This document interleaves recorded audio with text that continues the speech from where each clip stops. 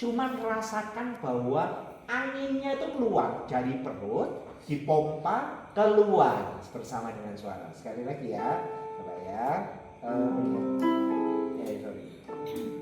3 nafas. 3, yuk.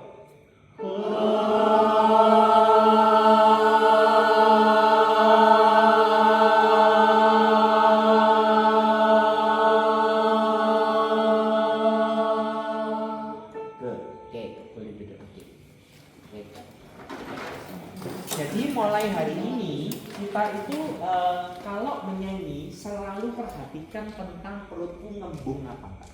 Itu aja. Jangan dadaku naik atau bahuku naik, tapi perutku kembung apa enggak. Oke, ya. Oke. Yang terakhir, materi paling terakhir tentang nafas adalah nafas diafragma. Ini yang aneh. Yang aneh ya. Kita bilangnya diafragma ini gunanya apa? Gitu loh. Semua orang bilang nyanyi pakai perut. Gitu loh. Diafragma ini kalau Ming bilang sebagai fondasinya. Kalau kita nyanyi itu kayak rumah nggak ada fondasinya, ya bisa jadi. Tapi begitu ketiup ya pasti harus goyang ambruk. Nah, diafragma itu fondasinya. Ada di mana itu tempatnya? Caranya ngeceknya dari rusuk yang terakhir, ya rusuk yang terakhir. Itu pakai imajinasi, matanya boleh tutup ya. Terus kita itu bayang nafas tidak masuk ke dada dan tidak masuk ke perut. Jadi perutnya tetap flat. Kita sekarang bayang nafasnya itu masuknya ke sesuatu yang tak sentuh ini, yang di samping ini. Jadi dia itu akan geraknya ke sana, keluar, ya. Pakai imajinasi dulu, dicoba dulu ya. Pakai imajinasi. Oke, semua pegang kalau diafragmanya dulu. Duduknya agak maju ya. Oke, good. Semua pegang diafragmanya. Matanya sekarang merem. Oke, sekarang ambil nafas dari mulut seperti biasa. Bayangkan ke kanan dan ke kiri. Yang depan tidak boleh diisi, yang atas tidak boleh diisi. Yuk, 3, pelan-pelan nafasnya. Ke kanan dan ke kiri, 3, 4 nafas, yuk. Good. Tahan dulu sebentar. Buang. Lagi. Jadi bayangannya cuma kanan dan kiri, mengembang rusuk yang paling terakhirnya. Yuk, 3, 4 nafas. Good. Buang. Good, bagus. Sekali lagi ya. 3, 4 nafas. Buang. Good. Oke, boleh buka matanya. Tidak terlalu berasa dan mungkin ada yang masih bingung, ya. Volunteer. Siapa yang jadi volunteer? Maju ke depan. Ayo. Ya. Tapi ini harus tahu nggak ini? Harus tahu anak muda. Oke, volunteer ya. Nggak apa-apa nanti semua ya. Jadi gini, mau tak kasih contoh itu kira-kira diafragmanya itu mengembangnya di mana? Ya, itu contohnya seperti itu. Oke, sekarang di belakang sini. Oke, tangan ini taruh belakang sini. Ini diafragma. Ya. Ini posisinya di bawah. Sekarang kalau nafas di diafragma itu dia harus seperti ini. Sekali lagi ya. Oke. Diafragma di sini biasa. Kalau nafas di diafragma dia harus bentuknya gini. Paham? Ya. Sekarang ayo. Enggak, ayo mandi. Volunteer, maju. Ayo, sudah, terima kasih. Ini kena lemak. Enggak, ini lemaknya lebih akeh. Ini lemaknya lebih akeh. Ya, yang sangat penasaran boleh ya. Jadi supaya tak ini posisi relax. Terus kita ngambil nafas. Seperti itu. Iya, buang. Sekali lagi 3-4 nafas. Dan 2. Gantian. Nah, ayo. Sampai apa namanya? Tulang rusuknya ikut ngembang nih. Ya, apa-apa. Ini nafasnya di sini. Ya. Bagus, good. Bagus. Lagi. Ya, bagus. Bagus. Apa bagus. Ya. Iya, bagus. Oke, lagi sekali lagi. Good. Oke, nanti kurang. Ayo. Cek, ini apa? Ayo. Oke, ini kan rusuk terakhir. Ya. Ditekan ya. Tekan gini. Nafasnya itu di sininya. Jadi gini, 3, 4 ini. Terus buang nafas. Lagi 3, 4 nafas. Buang nafas.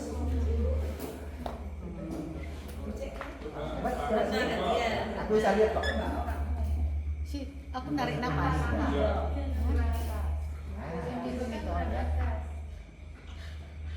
Ya, bagus. Buang. Bagus. Lagi, sekali lagi.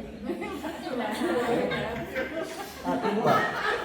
Jadi sekarang ini posisinya itu ada nafas itu ininya masih goyang, ketarik. bisa lihat ke kaca. Ya, nah itu ada kaca gede.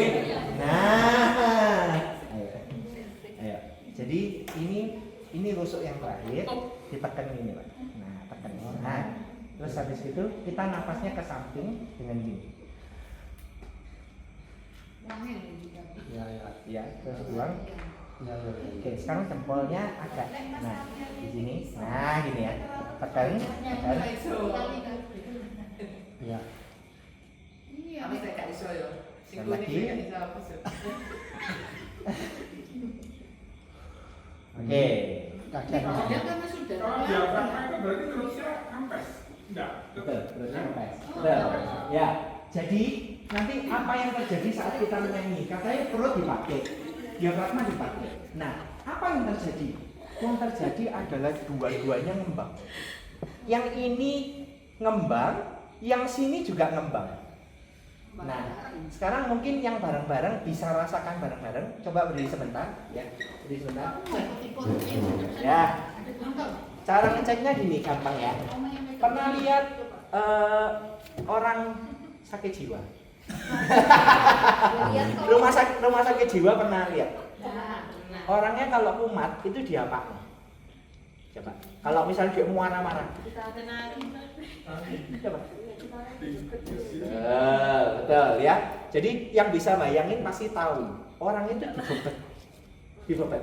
Jadi pakai kayak kulit gitu, terus dia itu dibebet tangannya supaya dia tidak bisa bergerak. Oke, sekarang kita mau lakukan itu ya. Jadi tangannya ini, nah, ngilangin. Yang paling maksimal aja. Jadi semua orang kan beda-beda ya. Jadi ngilang ke belakang ini. Nah, cara ceknya adalah di mana diafragmanya gampang. Gini ya. Agak nunduk sedikit. Nunduk. Oke, sekarang ambil nafas. 3, 4, yuk. Nah. Bisa kerasa? Oke, sekarang buang. Oke, lagi ya. 3, 4 nafas. Iya, good. Buang. Sudah tahu semuanya diafragmanya di mana? Nah, itu kita sebut diafragma, ya. Jadi, tapi masalahnya lagi kita tegak lagi, itu rasanya kayak angin lagi. Nah, kenapa kok itu gampang? Iya, karena perutnya tekan.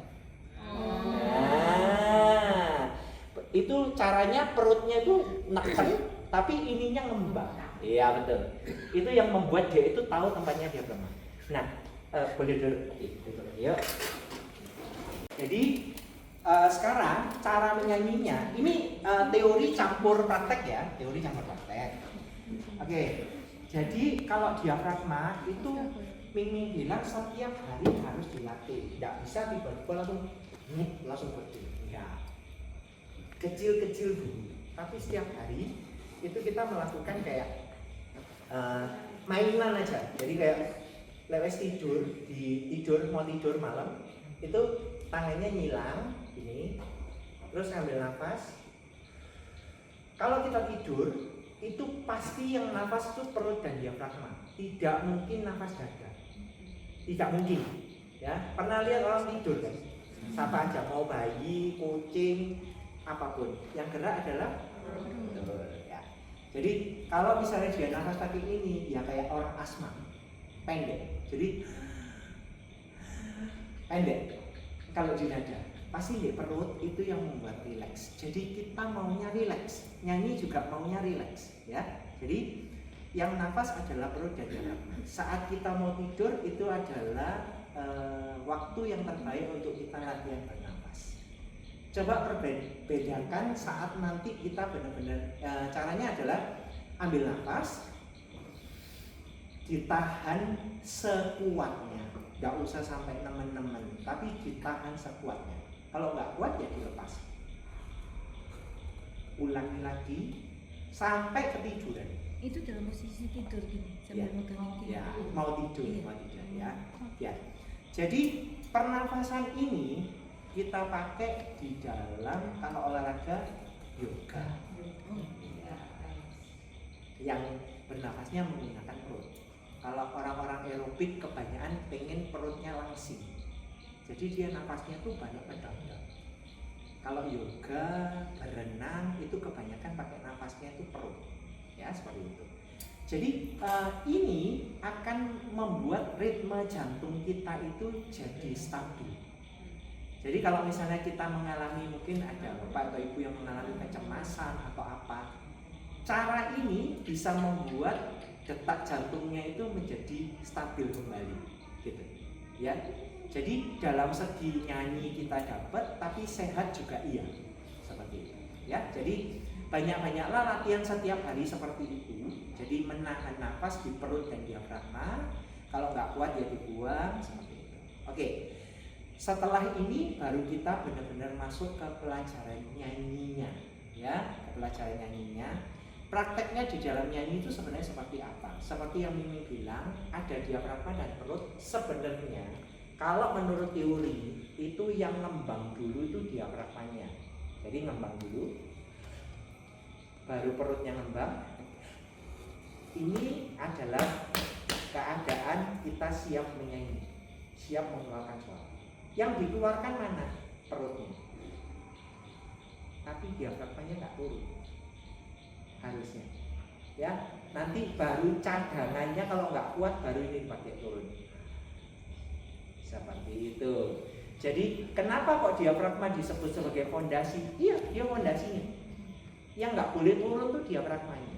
Jadi kalau misalnya bapak atau ibu yang setiap hari memang niat untuk berlatih, itu sebenarnya dibuat menjadi satu kebiasaan. Contohnya diafragmanya tak ngembangin. Ini tidak mengganggu aku mau aktivitas, mau jalan, mau jongkok, mau berdiri, mau apapun, diafragmanya tetap mengembang.